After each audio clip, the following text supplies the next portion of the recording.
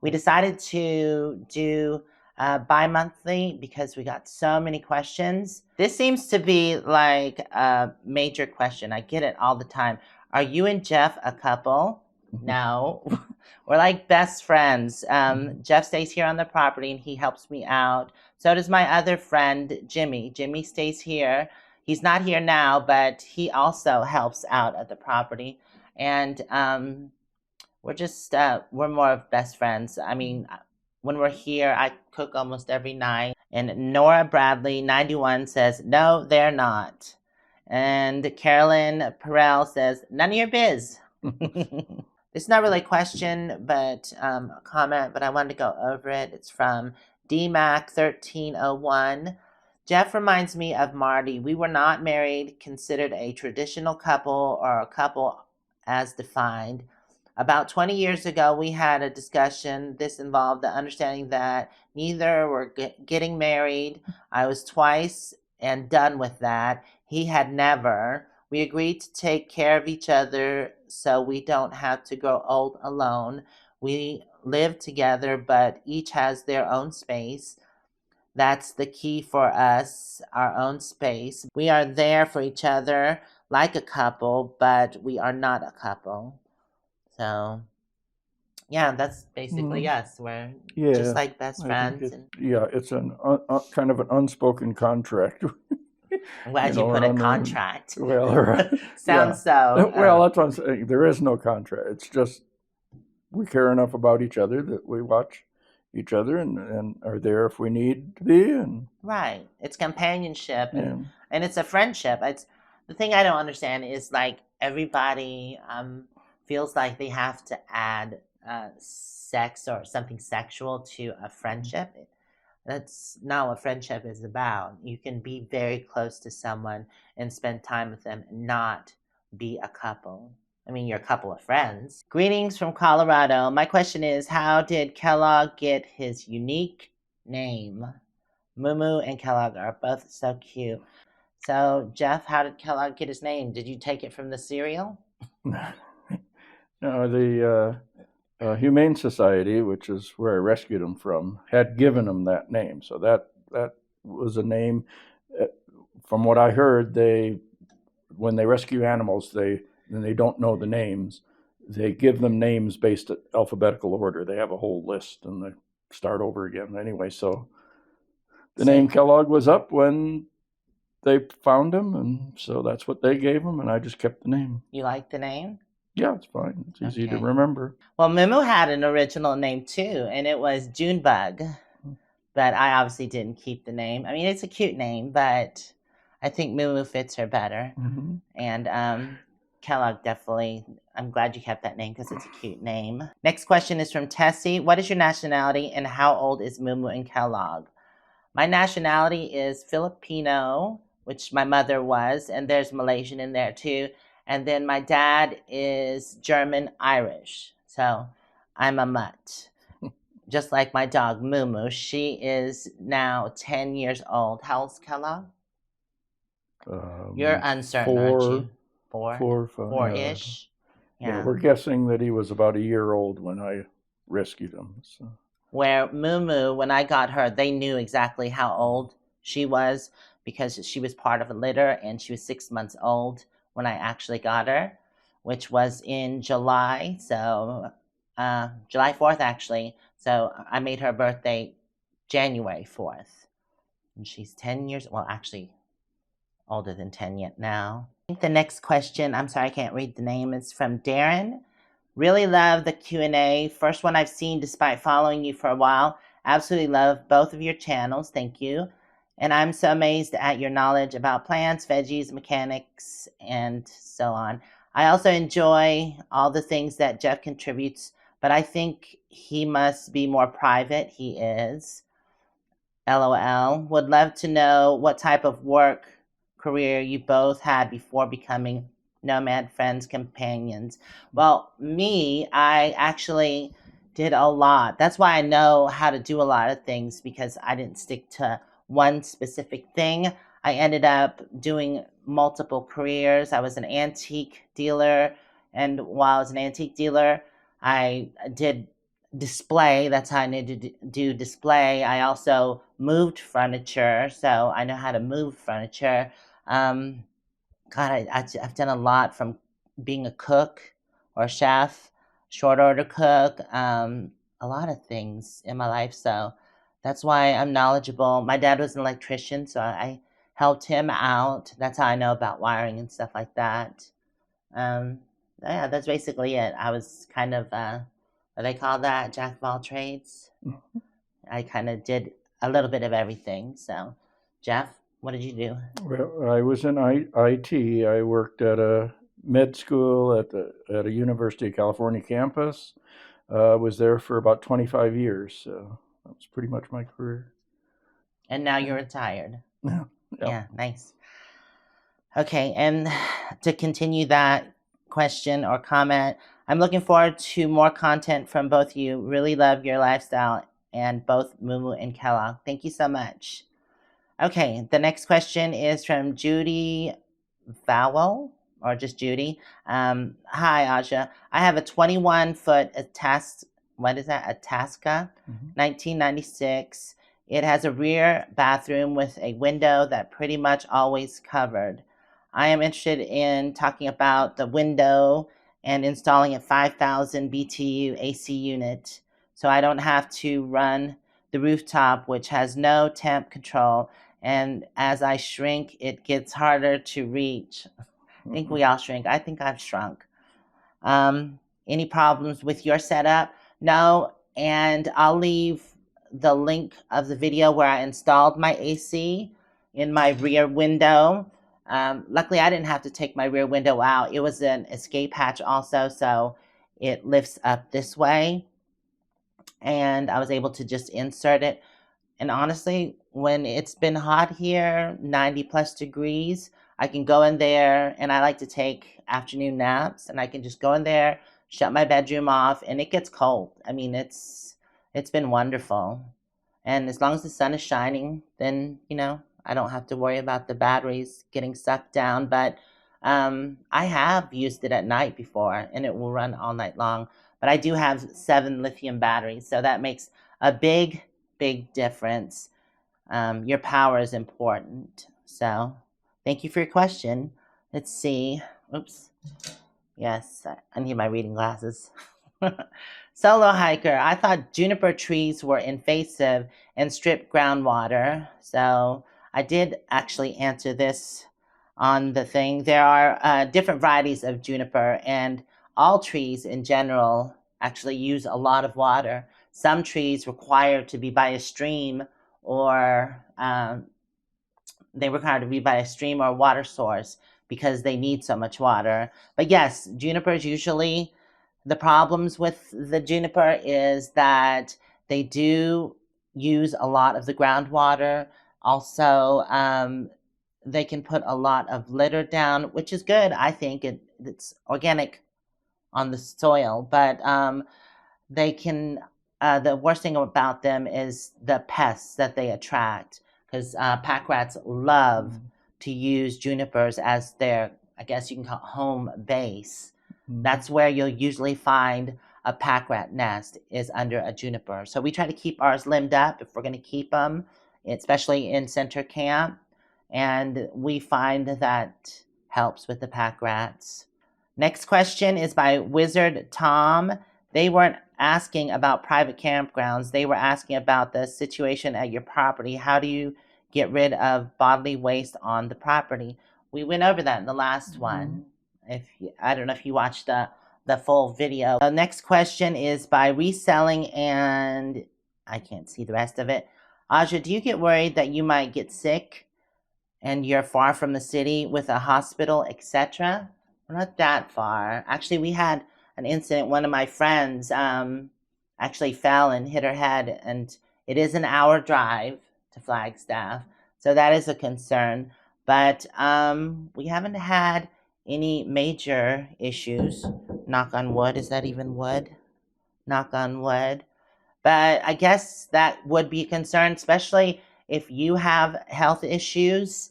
To live so far from town, you might want to consider that. Or if you're having to go to the doctor's office regularly, like, weekly or more, then I don't know if I'd consider living way out here, because that seems like that would be an issue. Jeff, what's your Yeah, sir. concerns? Well, certainly as you get older, it becomes more of an issue.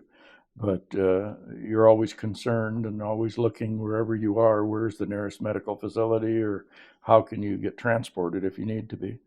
Um, so yeah, it's a concern. And as long as you stay healthy and feel healthy, and you don't have any chronic illnesses, um, I think it's okay. Because if you're anybody else who travels and you're not always near a medical facility when you're traveling either. But if you have a chronic issue, or as you get older, then yeah, it becomes more of an issue, and you probably want to find places that are within a reasonable distance, or at least have medical transport available. Right, I would consider living closer to a town where it's not as long of a journey. But there are plenty of older folk that live out here and get along just fine. Like Jeff said, as long as you stay healthy and you don't have any chronic issues, we walk.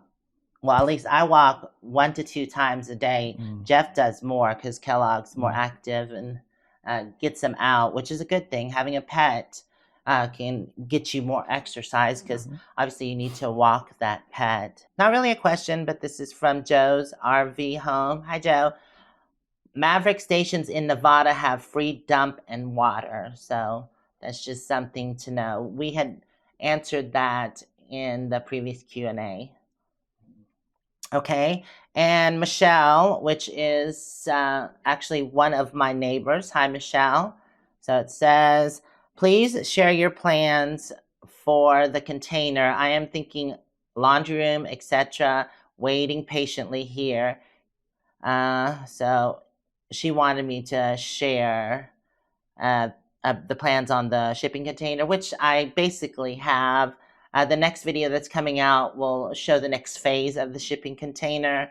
I didn't know I didn't know for 2 years and paid for the annual pass and the local permit, spent $30 extra that I didn't need to. Oh, she was talking about the pass, the over 62 pass, or the Golden Age pass that we discussed. Well, the Golden Age passes, you pay for it once. Yeah. And then you don't have to pay for it again. The before 62, you have to get it annually. You buy it each year. Right, like I do. Yeah. If I want to go to national parks or. I mean, there's so. But I don't get that discount though.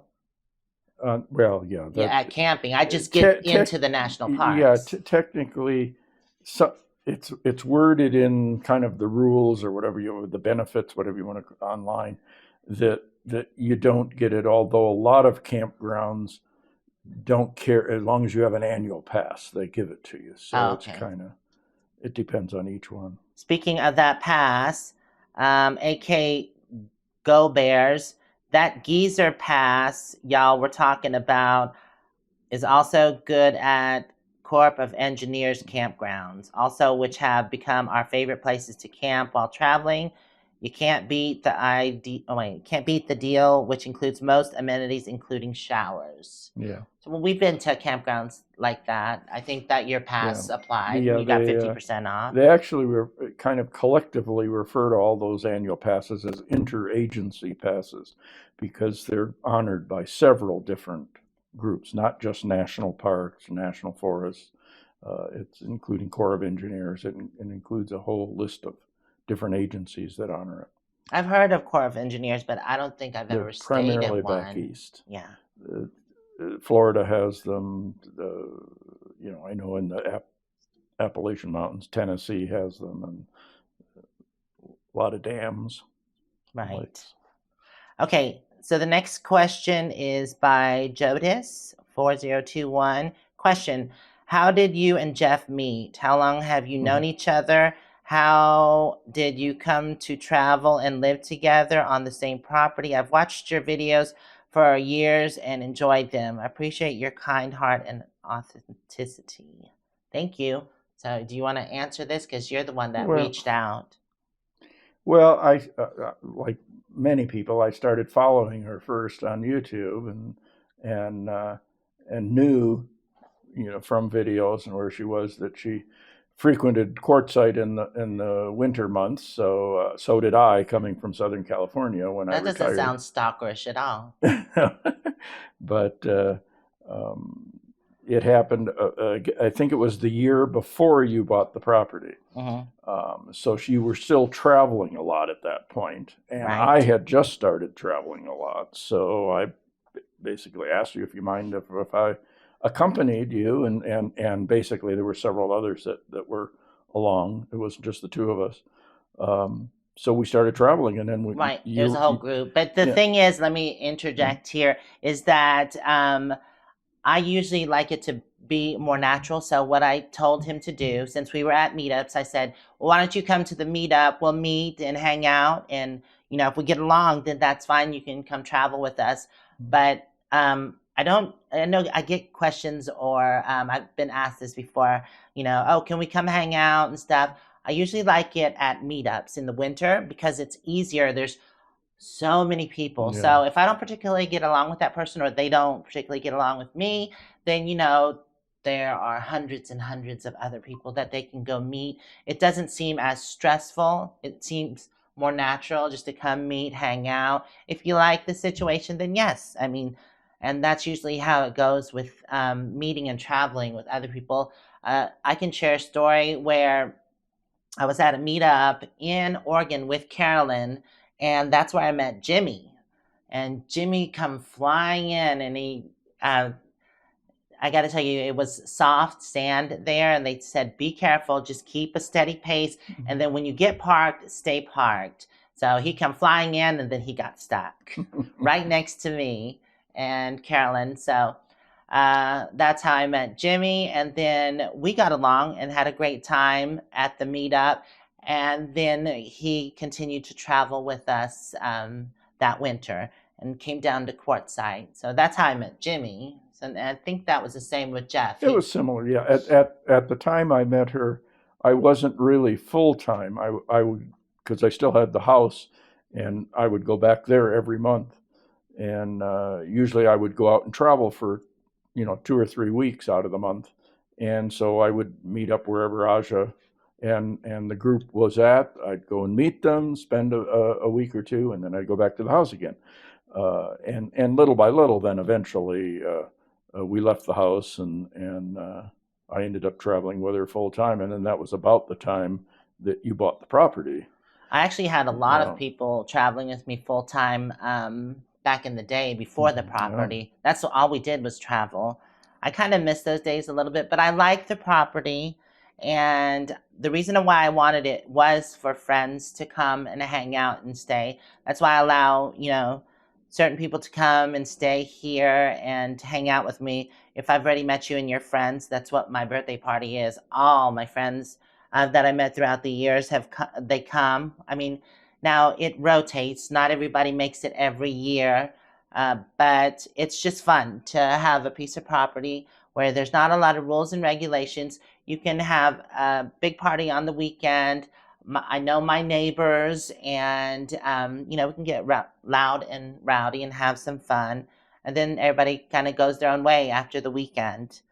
But yeah, that's what the property was basically for, and just to have a home base. Next question is from 777 Lady Venus. Wow, there's so much white light in the background. Do you ever see ETs or UFOs? Oh, this was our last Q&A when the sun was coming up.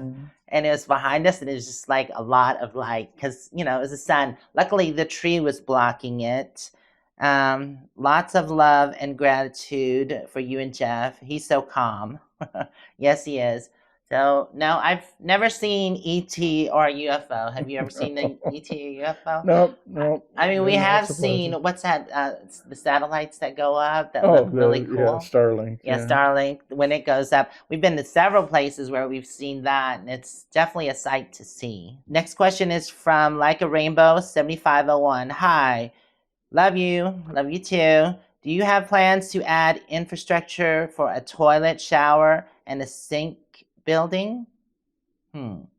What do you mean by that? Oh, like here. So we do Okay. have an outdoor shower. We do have a laundry room, which is going to be moved and it's coming into the shipping container. I just want everything by my rig because it's more convenient because I can hook into my rig and use the power. Where if it's far away, we have to make a like supplement power, use another solar system, which we have in the gonna be garden shed, which I showed in one of the videos. We ran an extension cord from that area because we didn't want to install another solar system by the deck. So we're just kind of feeding off the garden shed. The next question is from Linda Fagan. I hope I pronounced that right. Anyways, hi Aja and Jeff and Moo-moo. So this is another, are you currently dating? No. So if I see any more of those, I'll just skip over because like I said, that seems to be a common question. So, all right, let's see. Gordon 3730. Missouri here tax just went up to 3,500. It's a use tax. Sorry, source subject. Oh, we talked about the tax. I only pay about $130 a year for the property tax here. I guess Gordon pays 3,500. Ouch. Oh, yeah, California, it's a ton too. Yeah. Well, this is Missouri. Yeah. Well, So yeah, for Missouri. I know it's probably Washington state tax or the tax is expensive too because I remember Terry and Scott talking about their home, their old home, and I was like, oh my God, no. If I had to pay that much, I would just move on. Next question is from South Carolina Sweet Tea or SC Sweet Tea. Hey, what field was Jeff in? He's so smart and seems to have. Oh, he said IT. IT, Yeah. All right. So I see that we're getting like multiple, the same question. If that happens, I'll just skip over it. The next question is from RV Van Life. Ever thought about breeding moo-moo so you could have more moo-moos in the long run? Oh my God. No, one moo-moo's enough. Funny thing though is not breeding, but my friend Chris has mentioned he wanted to clone moo-moo, so he has an exact replica of moo-moo. And whenever he's around, he's always stealing her or enticing her over to his van. And I have to tell her, I'm like, no, moo-moo, stranger danger. Don't go into his van. But he always brings her over with treats, and I think it's funny. But yeah, not breeding, but cloning. Plus, she is fixed, so she couldn't have babies. Next question is from Lynn Taylor. Are Ed and Sue still on YouTube? No, they both have jobs which take up a lot of their time, and they're still here, but they are not on YouTube anymore. Just not enough time. We'll skip that one. That's another asking what you did. And next question is from Ellie Mae, who travels. Does Jeff know about mechanics? Know about it and be handy with it are two different things. I mean, I'm mechanically inclined. She's I can definitely work on engines and stuff like that. Obviously, I've crawled under my own rig.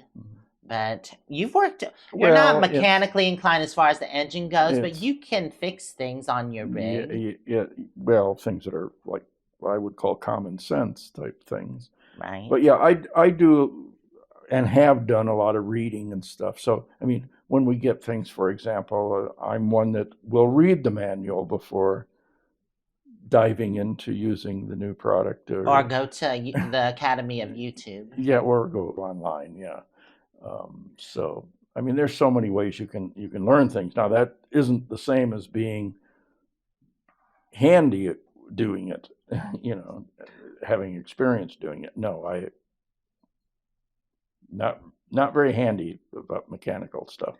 Well, the reason why I am is because my dad restored older cars and fixed older cars, and he would let me follow along. So I learned a few things when I was growing up. My dad was into a lot. I kind of got that from him. I did a lot of stuff. I didn't stick to one thing ever. I just kind of did a lot of things so I would learn. I liked learning about new things. I was very what do they call that? Inquisitive, because I would take things apart when I was younger to find out how they would work. So that's just something I did. The next question is from Moens 1972. Question for Jeff. I am 71 and I do have a senior park pass. Did Jeff say that senior passes give me a discount for camping, or is that a different pass? No, that's the correct one. If you check in, well, if you make reservations online, it works the same way. At some point, there'll be a place where you can fill in the number of your pass, and then it will discount it. Usually 50%. 50%. If you show up at, first come first serve or whatever at one of the campgrounds, the little slips you fill out, there'll usually be a line that you can put that number in, and then when you compute how much money to put in the little envelope, you just take half of it. It gives you half off. So we're gonna go down. This is back to the black tank thing. Dieter Lang 7581. I'm gonna say no. Your black tank does not last a month if you're using it every day. But that's the thing. We have a composting toilet in the bathroom, and that gets composted. And usually the only thing that goes in my toilet is urine. So, and I don't always pee in there. It's just occasionally. And then yeah, if that gets full, which, like I said, can be months, then it's surprising how much volume you save by composting, how much water you use in flushing a toilet or cleaning it or whatever that you don't do when you're traveling. When you're traveling, it's different because the compost is not available. But here on the off-grid property, that is available. So yes, your blank tank can definitely last, unless you don't have a compost system or you're not like storing the urine and stuff. But for like fertilizer at a later time, I have a garden, so and you mix it. It's 10-to-1. You mix it and you pour it onto like bushes and plants, and as you can see, I mean, a lot of these bushes and trees are a lot bigger now that we've been here for 5 years, and that's what I usually fertilize the native trees with. So Jeff, it's easy for you. You can just go just outside and pee. I know I've had friends that have just gone out and peed on a tree. Yeah. Well, trees are bushes. I don't like peeing on trees like that. Bushes you don't necessarily respect or don't like. Oh, okay. Because they're thorny or something. Then you go pee on it. Okay, well, that answers that. Next question is from Linda Otis. Great video. I've tried the buckets and they worked great for the mice. I read that rats swim and can get out of 5-gallon buckets. We have not had that situation. I don't think any of them escaped. No, none of them have escaped. Lots of them fall in by default, by accident. Right. Die. How much water do you put in, and is the lid like yours a good idea? Thanks, Aja. So yeah, let's talk about it. There is a 5-gallon bucket, and you buy a lid off of Amazon, like I've mentioned before, and the lid actually, once they fall in, it closes, so they can't get back out. Yeah, it has a little trap door kind of. But even like we've had buckets that have had less than half in it. Oh yeah. The one under the sink, and there was 2 dead rats in it when we got back, because I guess the snow melt, it went into the sink and fell into the bucket that collects, and they jumped in there and drowned. So you don't need to have much water in there, but I do find that I fill it halfway and I use the lid. But like I said, they've jumped in open buckets before. You had that one sitting by the shower, just and the rain had filled it up halfway. And the next morning we came out, and there was a dead rat in there. So, I mean, and usually if I'm going to use a bucket for anything other than, I don't sanitize the ones I use specifically for rats, but if one happens to fall in, I will empty that out and put the rat in the spot for the crows or the ravens and the vultures to come get. And then I'll bleach that bucket out. Next question is from Franna Flyby. I've got a 25-acre piece of land in Utah. It's off-grid and right next to the Ute Reservation. Is it Ute? Indian Reservation. Yeah. I've got it listed in Freedom Realty for $35K for all of it. So this is not really a question. They're selling their property. Photos are there to see. I'm not able to keep it since my plans on moving to Oregon. I really don't see me there anymore. So anyways, if there's anybody interested in property in Utah, then they are selling theirs for $35K. I'm not interested in Utah. My friend or neighbor, Jake, is from Utah, and he does have property out there. He seems to like it, so. So fly just landed on this. That's funny. We had this. The flies are kind of bad today. Yesterday it rained a lot, so this is our first kind of humid day. So I just put this on the table, and I was holding the button, and a fly jumped right on it and got zapped. But then he bounced right back off. He didn't stay.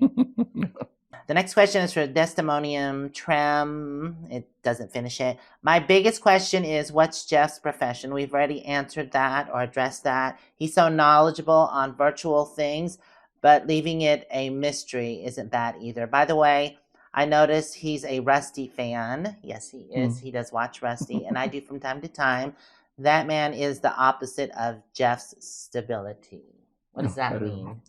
That he's all over the place? I don't know. I mean, he can. I mean, he has a lot going on. Yes, he's very knowledgeable, though. He's pretty. He is very knowledgeable, but we met him when we were in last summer down other part of Arizona. He had come out to visit Arizona. Yeah, he was coming through the campground that we were staying at, and someone was like, "Why didn't you film him?" I didn't have my camera on. Yeah, we were out walking the dogs. Yeah, we were just walking the dogs, so I didn't have my camera to film him. But he did get me on his channel, which was pretty cool. The next question is from Cranky Babushka. I love that name. Hey, so what is your favorite part of your property? I really love your garden videos. I have been watching your channel for many years. My favorite part of the garden or the property, I would say Center Camp and what we've developed. I mean, this is where we normally hang out. It's fun to walk the perimeter of the property, but yeah, I'd have to say Center Camp and the areas that we've worked on and established. I love my garden. I love all the gardens actually, and the seating areas, the different seating areas. It's fun to have different seating areas because you feel like you're in different places, because I've done each of them a bit different. And now the deck is mainly for when we have a lot of guests at one specific time, and that's like the main hangout area. But I'm doing this shipping container mainly for myself, so it extends my living space, and I'm able to do things on the outside because, you know, if it's a hot day and I'm inside cooking, it's already hot in my rig. Then I have to cut on the AC, and it just makes it more hot. So this is going to make it better since I'm going to do the outdoor kitchen and everything. And then we have a sitting area. I still haven't done the TV, but I want a TV here so we can just step outside. I'll get to that. God, they're like so awful. Oh my God, there's like 2 on your leg. Next question. Sorry, I can't read the name. Hi, Aja, Jeff, and Moo-moo. Don't forget Kellogg. Everybody forgets Kellogg. Really enjoy the Q&A. I hope you'll do this at the end of each month from now on. And since we got so many questions, hopefully we can do it bi-monthly. But if that month doesn't get a lot of questions, then I'll just do it at the end of the month. It was wonderful that Jeff was on the Q&A as well. He's so quiet, and this was great to hear him talk and answer questions as well. He is a fantastic friend that you have. Thank you, Jeff, for all the help and support you give Aja and Moo-moo. Kellogg is a precious little dog, too. I would like to know if you have ever seen any snakes around where you live. Do you see any other animals around there, too? Thank you. Love you. So, yes, we have seen snakes. Pretty big ones, actually. Yeah, this year they seem to be not only more snakes, but bigger than previous years. There are two kind of snakes that are here on the property. Is the black-headed Arizona snake, and then there is the gopher snake. They're both good snakes, so you want to keep them around because they keep the bad snakes like rattlers and poisonous snakes around. They'll actually eat them if they're given a chance.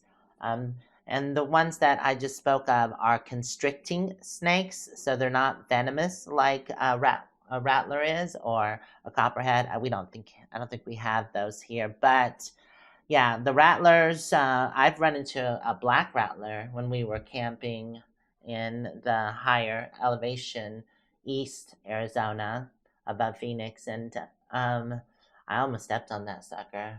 I backed up really slowly, and I thought it was actually poo poo. I thought it was some kind of poo poo or a rock. I was like, "What sunning is out in the that?" sun. Yeah, it was. It was laying next to a rock, but I think it was cold because it was curled up and it wasn't stretched out. So, yeah, I'm glad it was kind of in hibernation mode because I wouldn't want to get bit by that. But yeah, the snakes around here at the property are just friendly snakes, and usually if you don't mess with them, then they're fine, and they don't want to bother you if you don't bother them. And like I said, they keep away the bad snakes. And we have squirrels and rabbits and elk and antelope around the area that we Oh yeah, see the other sometimes. animals. There's quite a bit of Pronghorn. wildlife. There's like huge groups of pronghorn that come through. Yeah. Did you say jackrabbits?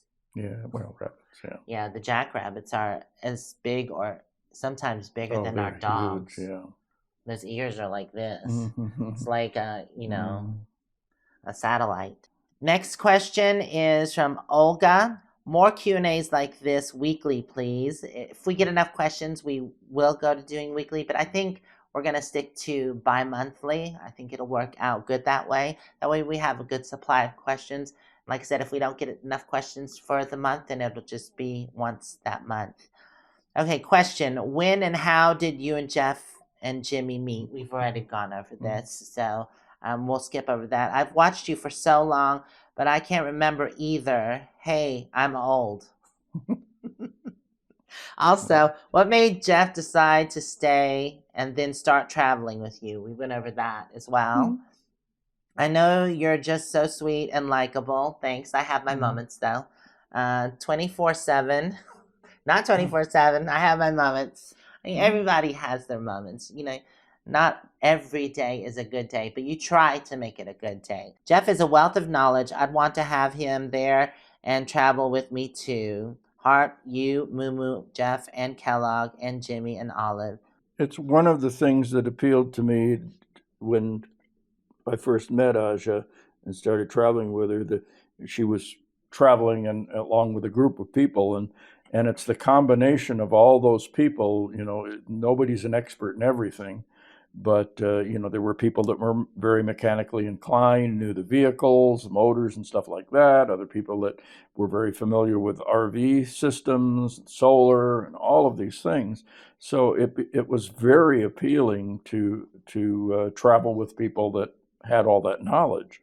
Of course, once we traveled less and kind of settled down on the property during the summer, then we had to research different things like the irrigation and the different stuff that people, didn't know.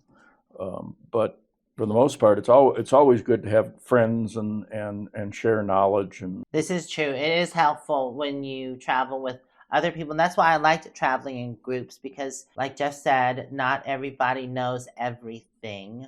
Not one specific person. They can help you, or you can get help from this person or that person. Not to mention, when traveling in a group, it's just, in my opinion, it's safer. I feel like you get harassed less with when in a bigger group. I feel like, if someone's gonna bother you, they'll do it when you're alone. So it's nice to have friends around. Okay, so the next question is by Caddy Charo. Do you have a septic system installed at your property? We've actually answered that in the last one. No, we do not. And Another, how did you meet Jeff? We've gone over that. The next question is Jack Court 9531. You have a well? Is that a statement or a question? There's question mark, question mark. No, we don't have a well. The city has a well, and we can go there and get water. It's 4.5 cents a gallon. But yeah, we have to truck it in. Yeah. The water table here is extremely deep, so it becomes very, very expensive to put in a well. Like we're talking 500,000. Yeah, I mean we're talking about thousands of feet deep. So that there are local entities like Valley has a well that's 3,500 feet deep, and they're on the aquifer, and they charge currently 4.5 cents a gallon. So it's just easier to truck the water in. Do you want to go over the aquifer since you mentioned it? It's a big, huge aquifer. Well, yeah, there's, at least from what I've read, there's two common aquifers in the kind of the northern Arizona area. One is at about 1,000 feet, and the other one's about at 3,000 feet. And the one at 3,000 feet is a very reliable, very large one.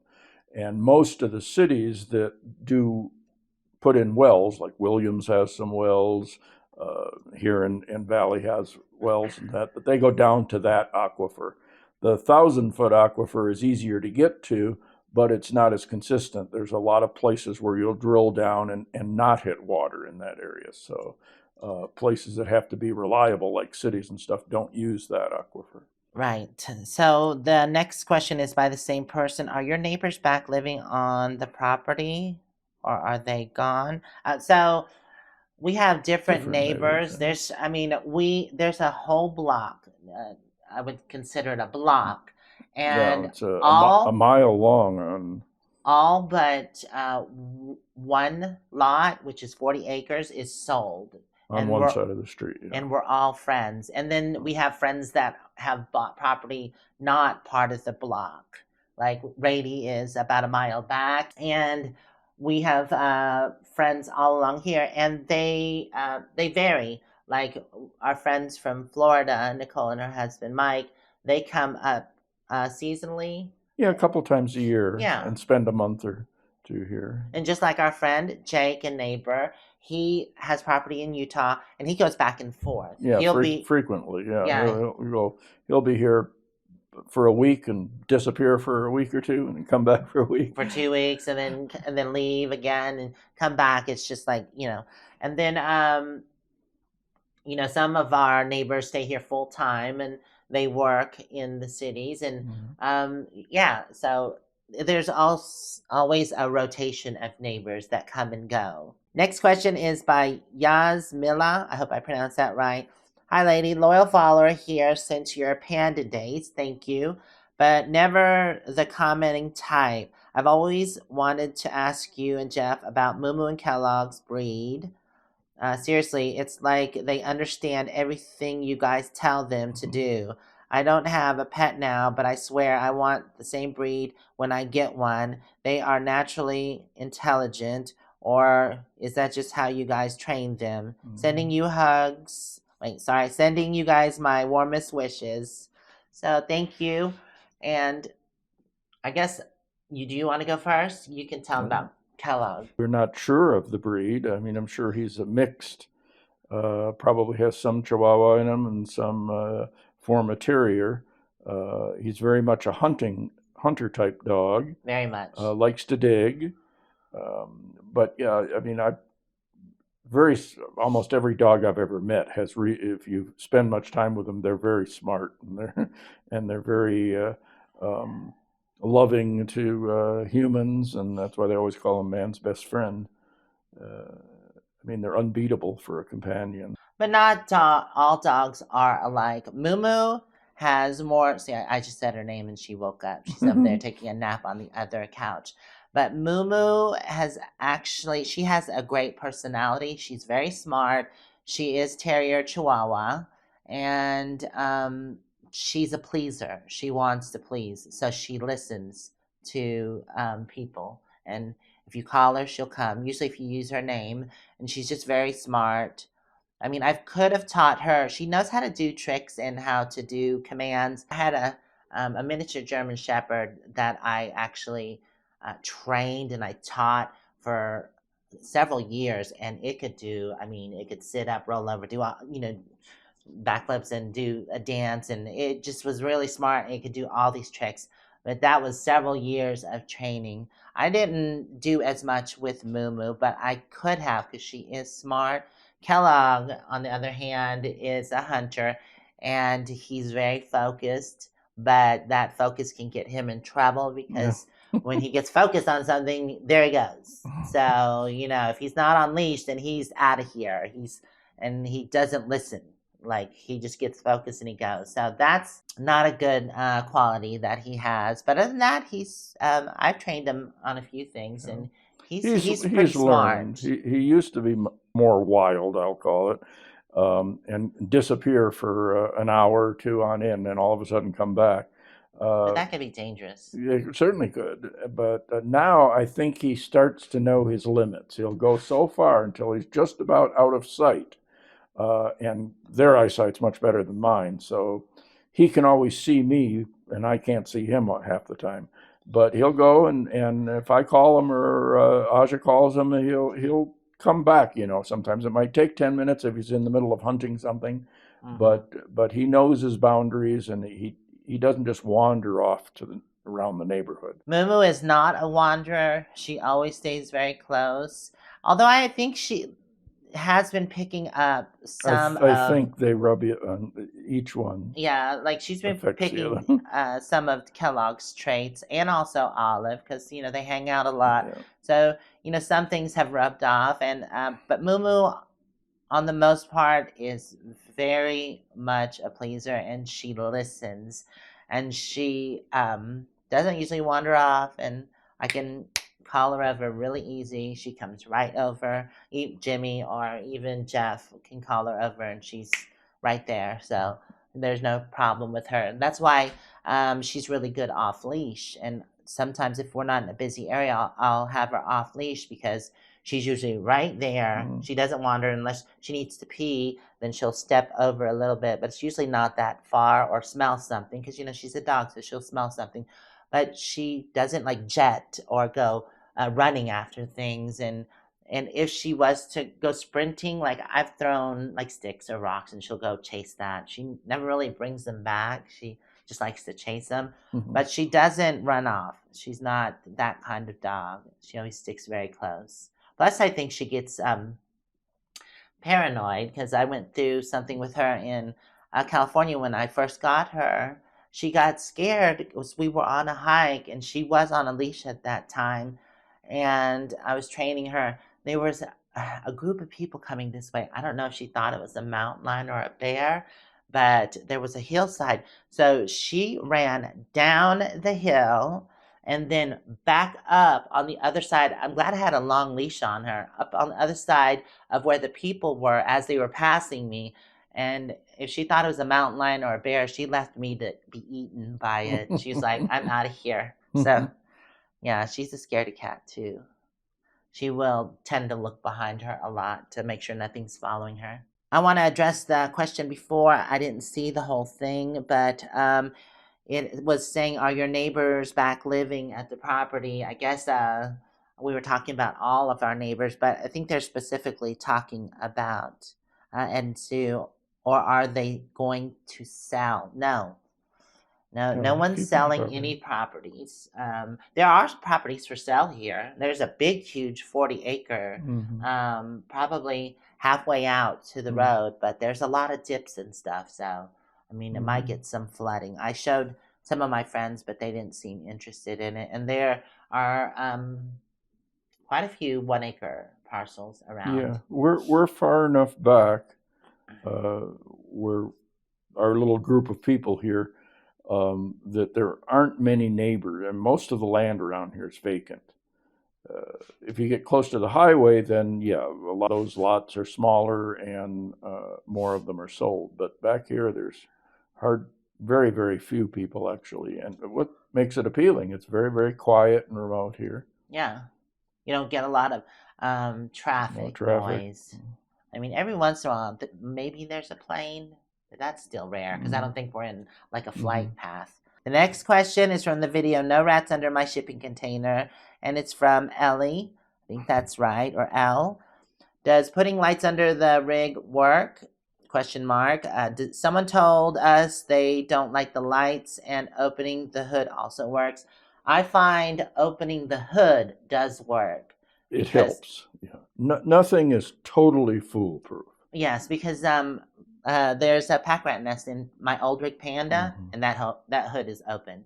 I think it's you being there and keeping an eye on it. Yes, the hood does help that, because then you can look in and see if there's any like rat's nest. And I feel like if that's closed and it's dark, it's more likely for them to try to build a nest there.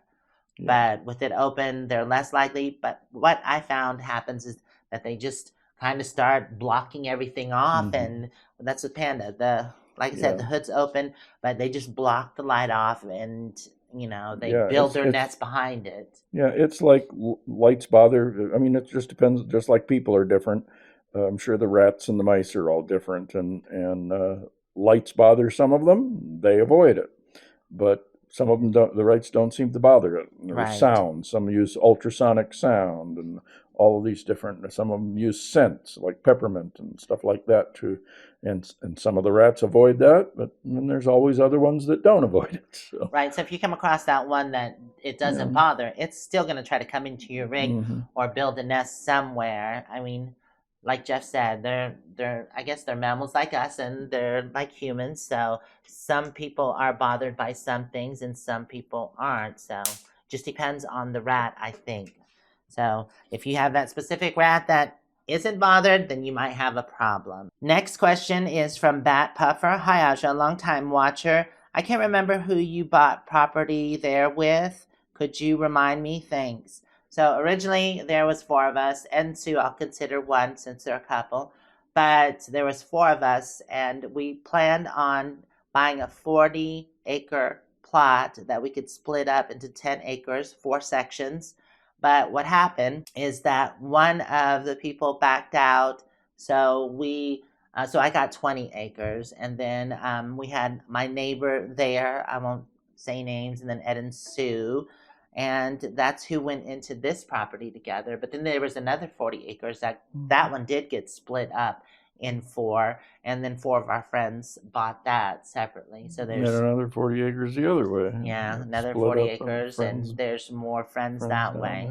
So that was kind of what we were saying earlier. The next question is from Judy. Oh, maybe it's not a question. You can maybe find property that doesn't freeze, so you can go to that location in the winter. You can move back and forth between properties and be in the warm weather year round. So that's kind of what we do anyways, because we go to southern Arizona in the winter, which is nice and warmer. And then we come up here in the summertime, which is usually moderate temps and doesn't get over 100 degrees. It's a rare occasion when it does. So, I mean... Yeah, and it's what you're going to use the property for. I think it's convenient for us to go areas in the winter where a lot of other people, snowbirds, etc., travel in the winter, and you end up spending your winter kind of visiting friends and doing more of that. You're not really developing, or don't have the time to develop property in the winter because of that.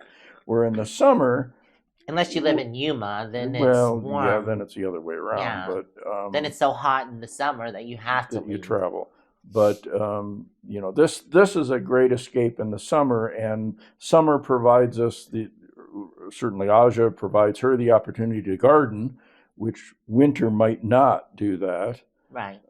So it kind of, certainly to me, made more sense to buy property for a summer location and then do more of the traveling and visiting with friends and things in the winter season, where you don't necessarily have to have property. But right, and there could be, as far as gardening goes, if I found a different location that was warmer, and then I could garden year round, but then I wouldn't be able to travel. I'd have to worry about plants. So I like how everything goes to sleep in the winter, and then I don't have to worry about it. I can travel for those 6 months and then get back here and then start working on the property and garden.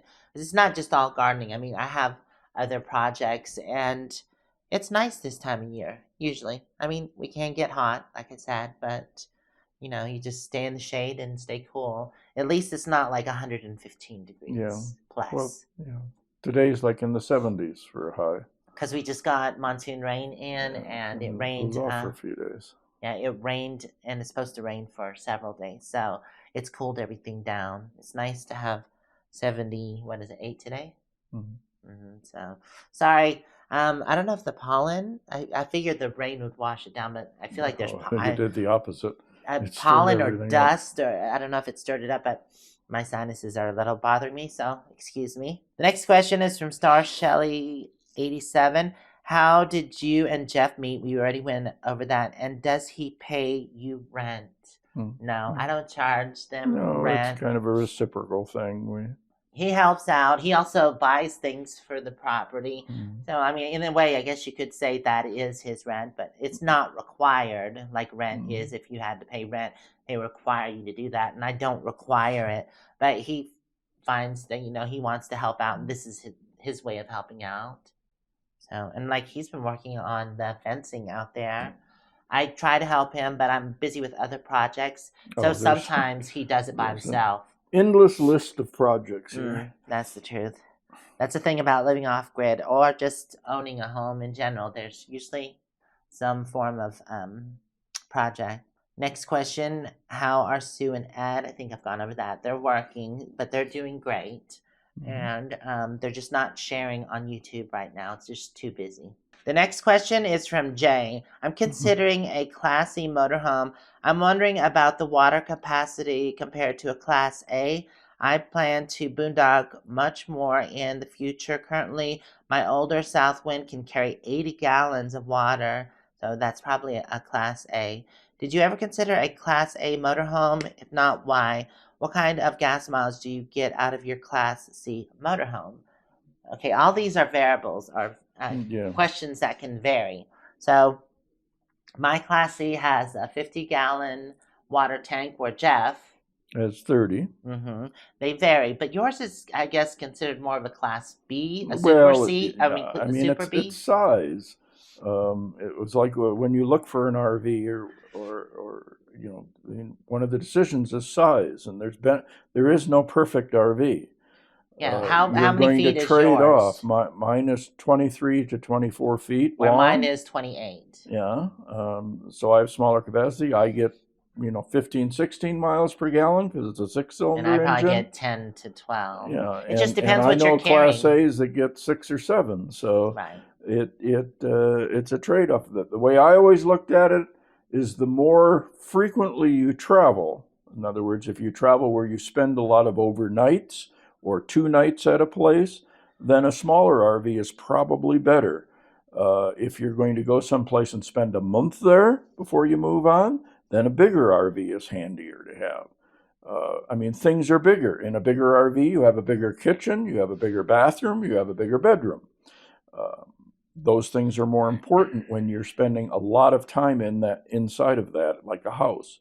But if you're spending, like here at the property, where the bulk of the time in a 24-hour period we're outside, you spend very little time inside. So a larger rig isn't necessarily important here.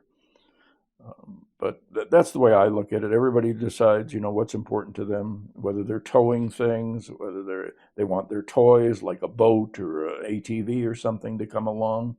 So thankfully, there's a wide variety of RVs available, and you just have to try to decide what's best for you.